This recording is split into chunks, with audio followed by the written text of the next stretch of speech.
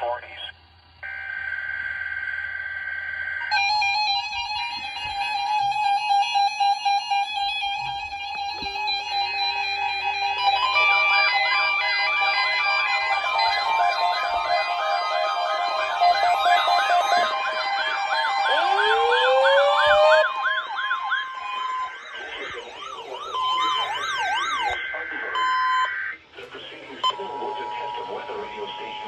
WXL70's public warning system.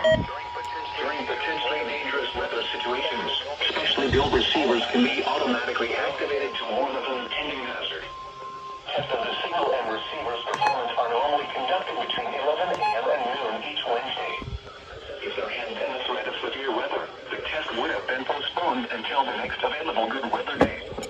Reception of this broadcast and warning alarm will vary at any given location.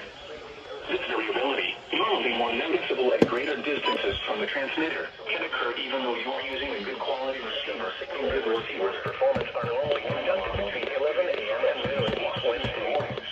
If there had been a threat of severe weather, the test would have been seen near Charlotte on a frequency of 162.475 megahertz. The warning alarm will be activated for the following counties in North Carolina: Alexander, Canton, Cabarrus, Catawba, Cleveland, Gaston, Argyle, Lincoln, Mecklenburg, Montgomery, Richmond, Rowan, Stanley, and Union.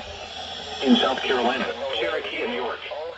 This concludes the New Weather Radio. All hazards torn alert test on a frequency of 162.475.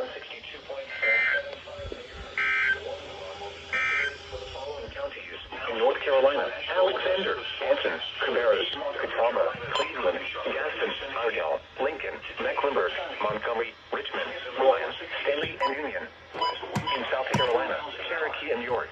Tonight, this concludes the New Weather Radio. All hazards torn alert test. Southwest winds around 5 miles an hour.